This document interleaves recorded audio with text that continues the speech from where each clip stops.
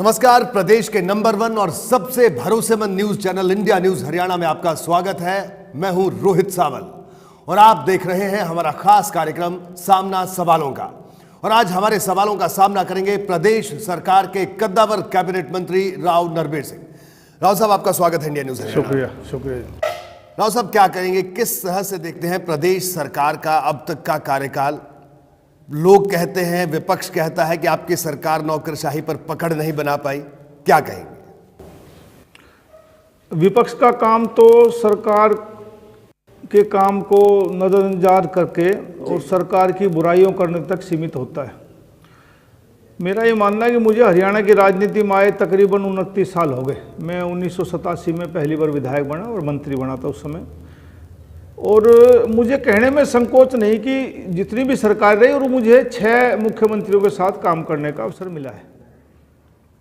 आज के जो मौजूदा मुख्यमंत्री माननीय मनोहर लाल जी, उनकी कार्यशैली में और मुख्यमंत्रियों की कार्यशैली में बहुत अंतर नजर आया जी। पहले जो मुख्यमंत्री होते थे वो अपने इलाका विशेष की सोचते थे।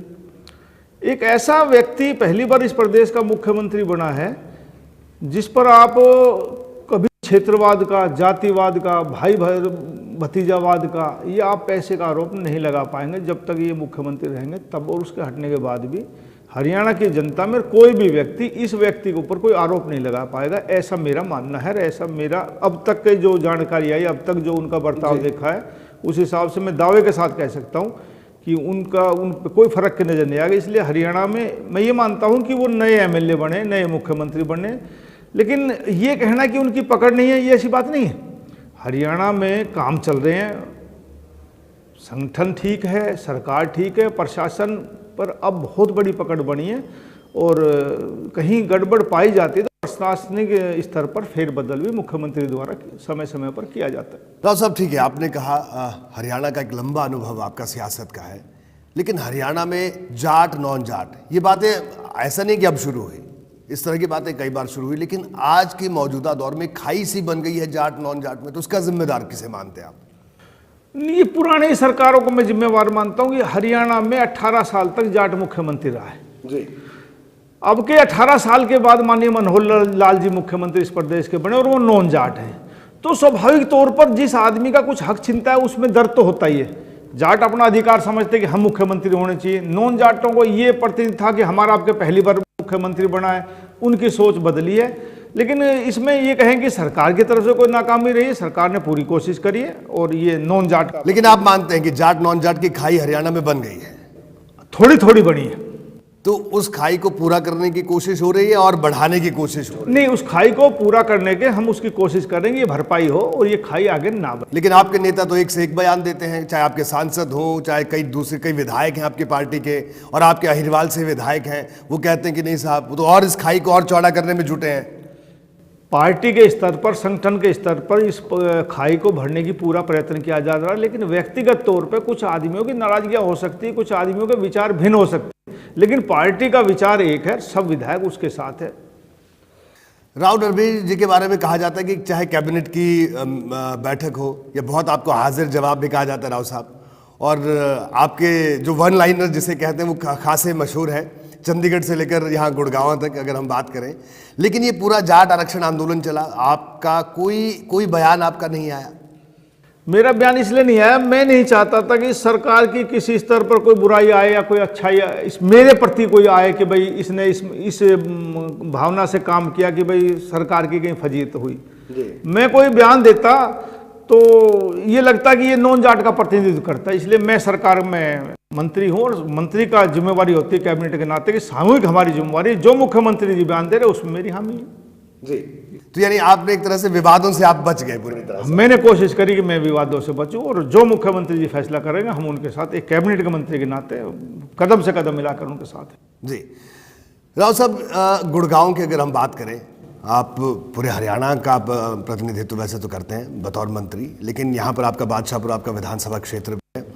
गुड़गांव की जो सड़कें हैं, उन सड़कों को लेकर कई शिकायतें, क्योंकि जो सड़कें खराब है, कई बार कहा जाता है साहब ये हुड्डा के अंडर है या गुड़गांव नगर निगम के अंडर है, लेकिन आप मंत्री हैं और ऐसे में गुड़गांव के लोगों को खासी उम्मीद है कि गुड़गांव की सड़कें भी, जो लोग कहते हैं, कोई कहता है हेमा मालिनी के गाल की तरह बन जाए, अगर हम कहते हैं वो गाल की तरह ना भी बने तो राव साहब के चेहरे पर जो चमक है, उन सड़कों पर वो चमक तो दिख जाए। ये ठीक है कि मैं एक मंत्री हूँ और मंत्री का दायित्व पूरे प्रदेश का होता है, लेकिन ये इसमें तकरीबन गुड़गांव में नगर निगम का और हुड्डा का एरिया आता है। नगर निगम भी सड़कें बना रहा है और हुड्डा के पास थोड़ी आर्थिक तंगी है। 10 सालों के पिछले कांग्रेस रिज्यूम में एक भी हुड्डा का सेक्टर में नहीं कटा जी। कि ये अब की बार जो 2016-17 का प्रोग्राम लागू हो जाएगा, ये सड़कें बन जाएगी तो हरियाणा में मैं एक व्हाट्सएप नंबर दूंगा और हरियाणा में गड्ढा मुक्त सड़कें देंगे। वो यदि गड्ढा हो भी जाएगा तो व्हाट्सएप भेजेंगे तो 72 घंटे के अंदर उस गड्ढे को हम भरेंगे। राव साहब, अहिरवाल की अगर हम बात करें तो अहिरवाल में जो नेताओं की अदावत है एक ही पार्टी की, वो खासी चर्चा में रहती है। मैं आप समझ रहे हैं मेरा इशारा किस तरफ है। तो क्या आपको नहीं लगता कि इसका नुकसान जो पार्टी को या पूरे इलाके को किसी तरह से होता है? नहीं, ऐसी बात नहीं है, नुकसान नहीं होता। कई बार फायदे भी होते हैं, कई बार नुकसान भी होता है। फायदे क्या होते हैं राव साहब, ये बताइए। एकता में फायदा भी होता है, ये बात नहीं है। और ये कोई व्यापारी की दुकान नहीं कि हम फायदा नुकसान देखें। राजनीति को राजनीति के हिसाब से करना चाहिए जी। तो राजनीति के हिसाब से तो आप कर रहे हैं, तो ये अदावत भी राजनीति है? अदावत भी राजनीति। लेकिन कई बार ऐसा रहता है कि इस अदावत में जो जिसे कहा जाता है सामान्य शिष्टाचार, वो भी खत्म हो जाता है कि साहब को डिनर होता है उसमें राव नरवीर नहीं जाते हैं या उनको नहीं बुलाया जाता है। नहीं, ये व्यक्तिगत सोच है। किसी आदमी की राजनीति में किसी से नहीं बनती, वो नहीं बुलाता। जिसकी बन जाती उसको बुला लेता। लेकिन इसमें ये नहीं होना चाहिए कि भाई इसमें इलाके का विकास होगा। मेरी ये सोच नहीं है। इलाके के विकास के लिए कोई भी मंच होगा, नरवीर सिंह उस पर जरूर हाजिर पाएगा। जी। तो आपको लग रहा है कि विकास हो रहा है? हमारे यहाँ पिछली सरकारों से ज्यादा विकास के काम हो रही है। नरवीर सिंह एक मंत्री इसलिए नहीं कह रहा, आम जनता भी ये मानेगी कि इन 5 सालों में 15 साल से ज्यादा काम लोगों को दिखाई देंगे। जी।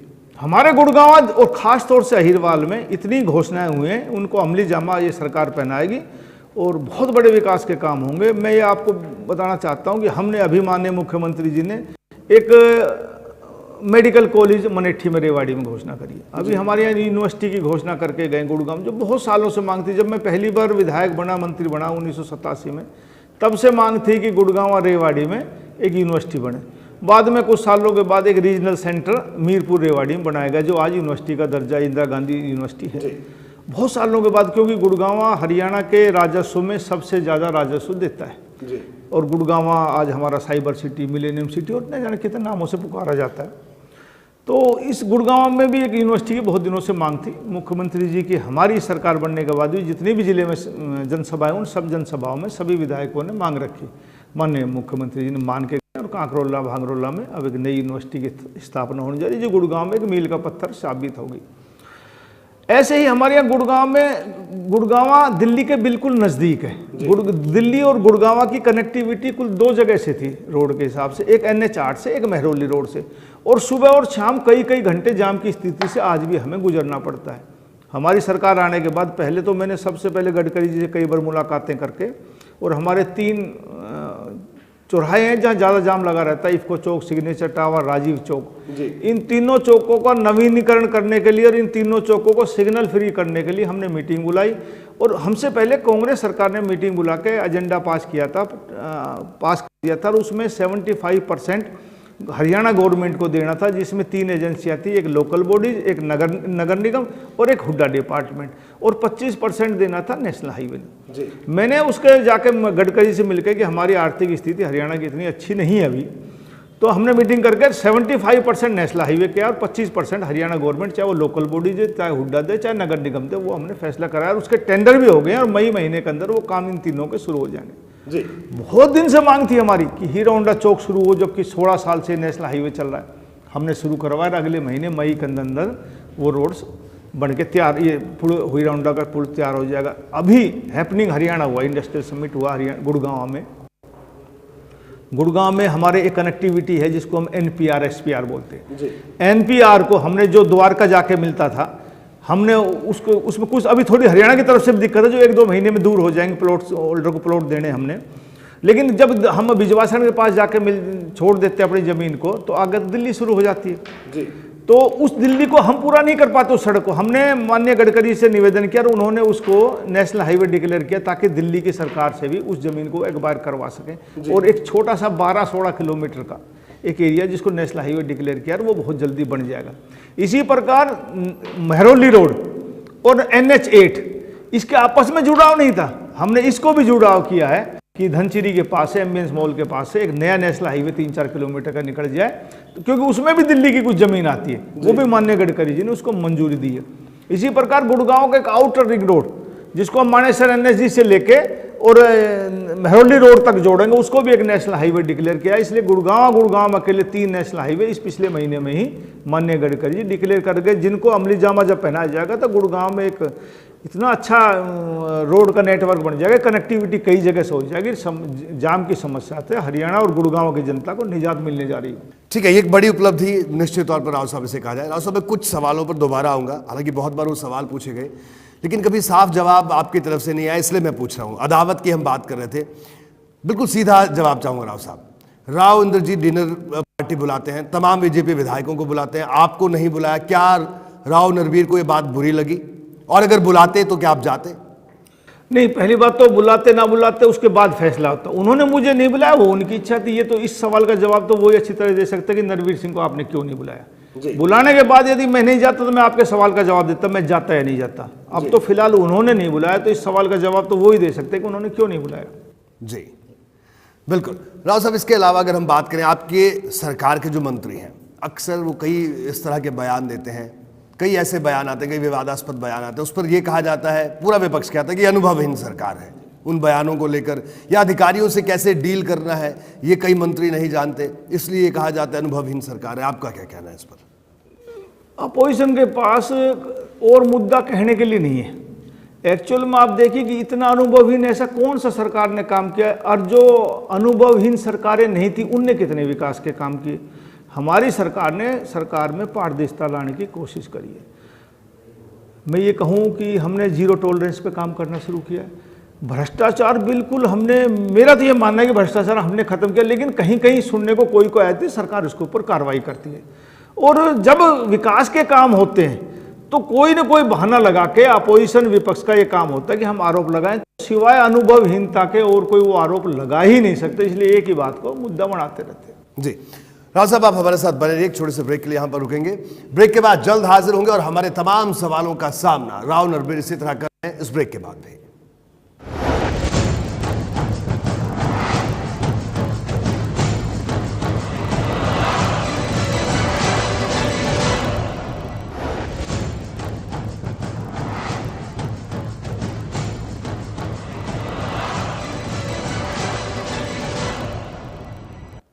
ब्रेक के बाद सामना सवालों का भी आपका स्वागत है और हमारे सवालों का सामना राव नरवीर जी कर रहे हैं, जो कि कैबिनेट मिनिस्टर हैं हरियाणा सरकार में। राव साहब, ब्रेक के बाद आपका स्वागत है।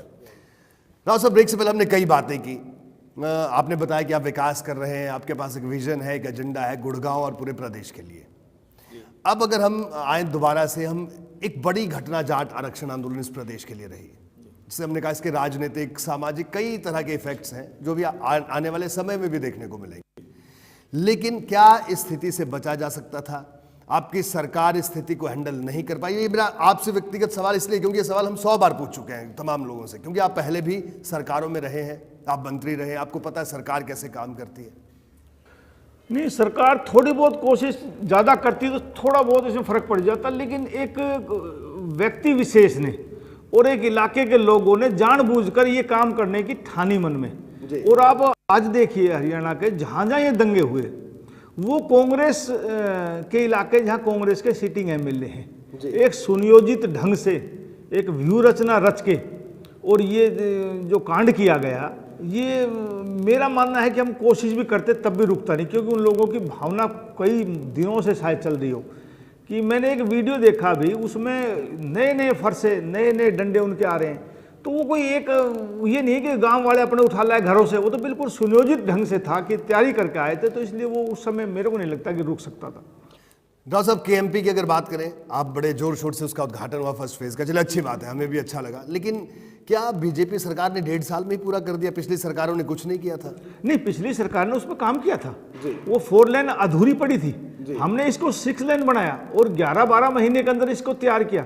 ये तो 2009 में कंप्लीशन होना था इसका। लेकिन आप स्थानीय विधायक तक को नहीं बुलाते अपने कार्यक्रम में। राव साहब, दिल तो बड़ा रखना होता है राजनीति में, ऐसा कहा जाता है। मेरी जानकारी में नहीं है। जी। हाँ, ये मेरी जानकारी में नहीं है, बुलाना चाहिए था स्थानीय विधायक को भी, जरूरी था, लेकिन मेरी जानकारी में ऐसा नहीं हुआ। जी। इसके अलावा अगर हम ठीक है केएमपी की बात करें, एक और बड़ा विषय आजकल, गुड़गांव का नाम आपने गुरुग्राम कर दिया, तो नाम बदलने से क्या काम हो जाएगा राव साहब? नहीं, काम के लिए नहीं, कई बार किसी अच्छी चीज का, कोई पुरानी ऐतिहासिक चीज है उस पर जाना पड़ता है आपको, इसमें राव साहब अच्छी बात है, लेकिन अगर इतिहास की बात करें, आप गुड़गांव में रहते हैं, दमदमा लेक की बात करें, आसपास के जितने ऐतिहासिक इलाके हैं हमारे यहाँ, चाहे किले हैं आसपास में, जर्जर हालत में, बुरी हालत में, उस तरफ तो ध्यान नहीं दिया हमने, नाम बदल दिया गुड़गांव का गुरुग्राम। उनका भी काम करेंगे हम, और गुरुग्राम गुरु द्रोणाचार्य की धरती है, यदि उनके नाम पे गुरुग्राम हो जाए तो कोई बुराई नहीं, और पहले भी गुरुग्राम ही था। लेकिन कहा जाता है कि गुड़गांव में बिल्डर और नेताओं का ऐसा जबरदस्त नेक्सस है, एक गठबंधन है, गठजोड़ है, जिसका खामियाजा आम जनता को भुगतना पड़ता है, उन पर कोई कार्रवाई नहीं होती। ये पुरानी सरकार के समय में था, नई सरकार का किसी भी राजनेता का बिल्डर से संबंध नहीं है जी। और ये निकट भविष्य में आपको पता लगेगा किसके संबंध है किसके नहीं है। जब इंक्वायरियां चालू होंगी इन बिल्डरों के खिलाफ, सबका सामना हो जाएगा, दूध का दूध और पानी का पानी हो जाएगा। राव साहब, आपकी सरकार ये आयोग, वो आयोग, एक और आयोग, इस तरह से कई आयोग आपकी सरकार ने बना डाले, ये मतलब विपक्ष भी मांग करती है कि किसी ने किसी समस्या का कोई, मतलब आप विपक्ष की हर बात मानते हैं? नहीं, विपक्ष प्रजातंत्र में एक प्रणाली है, विपक्ष की माननी चाहिए, हम विपक्ष को पूरा महत्व देते हैं, विपक्ष की बात ही मानते हैं। जी। इसके अलावा अगर हम बात करें जो विधायक हैं आपकी पार्टी के, उनको विधायकों का कहना है कि साहब हमारे काम नहीं हो रहे, विधायकों की अक्सर शिकायत रहती है। माननीय मुख्यमंत्री जी ने तकरीबन विधानसभाओं के दौरे करने शुरू करे, आधे से ज़्यादा वो दौरे विधानसभा कर चुके, और जिन जिन लोगों ने जिन जिन विकास कामों की घोषणा करवाई है उन पर काम शुरू हो गया है जी। और मेरे यहाँ चंडीगढ़ सेक्रेटेरिएट में, मेरे दफ्तर में बहुत से विधायक आते हैं, और मैं ये मानता हूँ कि और मिनिस्टरों से शायद ज़्यादा विधायक आते हूँ, हमसे तो सब संतुष्ट होकर जाते हैं, कोई ऐसा नाराज नहीं होता। नहीं, कहते हैं कि राव नरवीर से तो शायद अधिकारी भी डरते हैं, इसलिए लोग आपसे संतुष्ट रहते हैं, बाकी लोगों से अधिकारी नहीं डरते। नहीं, ऐसी बात नहीं, मेरा कोई आज तक किसी अधिकारी के साथ कोई बदतमीजी का, कोई वैसे धमकाने का आज तक कोई आरोप लगाओ, किसी ने शिकायत करी हो, अंदर खाने भी आपने शिकायत की, तो मैं जिम्मेवार हूँ। नहीं, बदतमीजी तो आप नहीं करते, लेकिन हाँ आपके पास तजुर्बा, बात ही ऐसी कह देते हैं कि अधिकारी चुप हो जाते तो मैं बहुत कम अफसरों को टेलीफोन करता हूँ, बहुत कम काम की कहता हूँ, लेकिन जो मुझे जज जाती है कि हाँ ये काम सही, उसको मैं करवाने का प्रयत्न करता हूँ, करवा लेता हूँ। जी। और अधिकारियों पर गुस्सा नहीं आता राव साहब? बहुत कम गुस्सा करता हूँ, लेकिन जायज बात कोई नहीं मानेगा तो गुस्सा भी हो जाते हैं। जी। तो हमने तो यही सुना है कि राव नरवीर जब अगर अधिकारियों पर गुस्सा होते हैं तो जमकर गुस्सा होते हैं। ऐसा बहुत कम चांस होता है, अधिकारी मान नहीं लेते, क्योंकि मैं बहुत कम टेलीफोन करता हूं, मैं फिर कह रहा हूं, और जो जायज़ मेरी नज़र में जब बिल्कुल वो क्लियर होता है कि ये काम जायज़ है, उसका ही मैं टेलीफोन करता हूं, फिर अधिकारी करते भी उस काम को। वही अगर राजनीति की बात करें, पूरे विपक्ष की बात करें, अब इस विधानसभा सत्र हमने देखा, ठीक है आपने विधानसभा सत्र की अवधि को लंबा किया, एक अच्छी बात है, इसका स्वागत होना चाहिए, सबको बोलने का मौका दिया हमने। जी। लेकिन कांग्रेस की बात करें, कांग्रेस को आपने सदन से बाहर कर दिया। नहीं, कांग्रेस की प्लान था अपना कि वो इस सदन को फेस ही नहीं करना चाहते थे। आप ये मान के चलिए, हमने तो उनको बहुत आग्रह किया कि आप आए, लेकिन उन्होंने इस सदन का बहिष्कार करना था। वो इस जो ये हरियाणा में जाट आरक्षण के नाम पर आंदोलन हुआ, जो गदर हुआ, उनका मेन कारण कांग्रेस थी, इसलिए वो इस सदन में जनता को अपना मुंह नहीं दिखाना चाहते, इसलिए वो गए। राव साहब, ताश के पत्तों की तरह ब्यूरोक्रेसी को फेंट रहे हैं आप लोग, एक ट्रांसफर, दो ट्रांसफर, एक दो ट्रांसफर नहीं करते, खूब सारी बदलाव करें, ठीक है आपकी सरकार, आप अपने मन माफिक बदलाव कर सकते हैं, लेकिन बड़ा सवाल यह है अधिकारी तो वही हैं, वो पहले की सरकारों में भी, अगली सरकारों में भी वो लोग रहेंगे, तो क्या अधिकारियों के बदलने से हालात बदल जाएंगे? जी, बदल जाते हैं। कई बार कई अधिकारी कांग्रेस के टाइम के, उनके खून मुंह लगा होता है जी, तो वो कई बार पोस्टिंग पा लेते हैं, लेकिन उसकी हरकत देके एडमिनिस्ट्रेशन में बदलाव जरूरी है। लेकिन अभी आपकी मौजूदा सरकार में ऐसे बड़े बड़े पदों पर अगर आप कहें तो मैं फहरिस्त गिना सकता हूं, ऐसे कई अधिकारी हैं जो कि INLD सरकार के करीबी थे, कांग्रेस सरकार के करीबी थे, आपकी सरकार में, लेकिन काम तो आपको लेना है साहब, आपके मंत्रियों को लेना है। INLD की सरकार में जो अफसर था, वो मैं ये नहीं कहूँगा वो निकम्मा अफसर था, वो सब पैसे खाने वाले अफसर थे, उसमें अच्छे भी अफसर थे, बुरे भी अफसर हैं, कोई किसी समय में लग गया। आज के दिन हम गलती से कोई अफसर गलत लगा भी लेते हैं, तो उसका जैसा रिकॉर्ड आता है, जैसे उसकी आवाज़ आती है, जैसे उसका कार्यशैली है, उसके अनुसार उसका ट्रांसफर भी करना पड़ता है।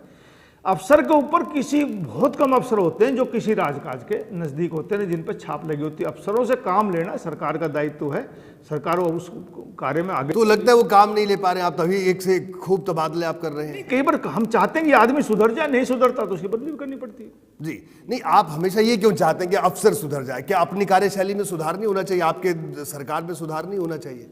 नहीं, हम भी ठीक काम कर रहे हैं अपनी तरफ। जब हम ठीक काम करते हैं, हम किसी अधिकारी, कोई अधिकारी का कि हमारे ऊपर सरकार गलत काम करवाने के जोर दे रही है। हम तो अफसर से कहते हैं ये काम जायज हो सकता तो इसको करो। तो राव साहब, आप बोल रहे हैं आपकी सरकार ईमानदार है, आप जबरदस्त ईमानदारी की आपने लंबे चौड़ा बात की, रिकॉर्ड भी आपने बताया।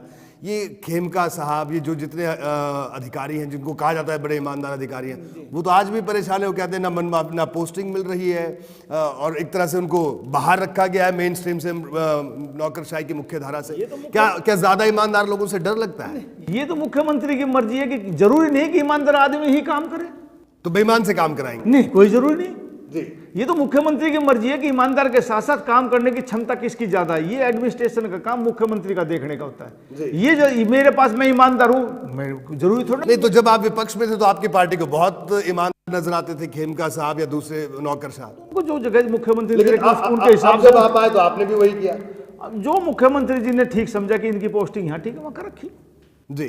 तो आपको लग रहा है कि जिस व्यक्ति से जो काम लेना चाहिए आप वो काम ले रहे हैं? हाँ, मुख्यमंत्री जी बिल्कुल एडमिनिस्ट्रेशन के हिसाब से जिस व्यक्ति से जो काम लेना वो लेना चाहते हैं और ले रहे हैं। जी।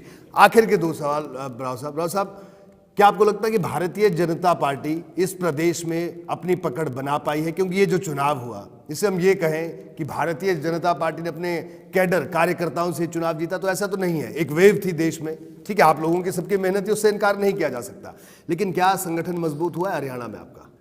हमारे बहुत सदस्य बने जी। भारतीय जनता पार्टी का ग्राफ बढ़ा है। भारतीय जनता पार्टी, ये ठीक है कि वोट एक समय में पड़ गई, सरकार बन गई, लेकिन भारतीय जनता पार्टी के आज से 5 साल पहले जितने कार्यकर्ता थे उससे ज़्यादा कार्यकर्ता बढ़े।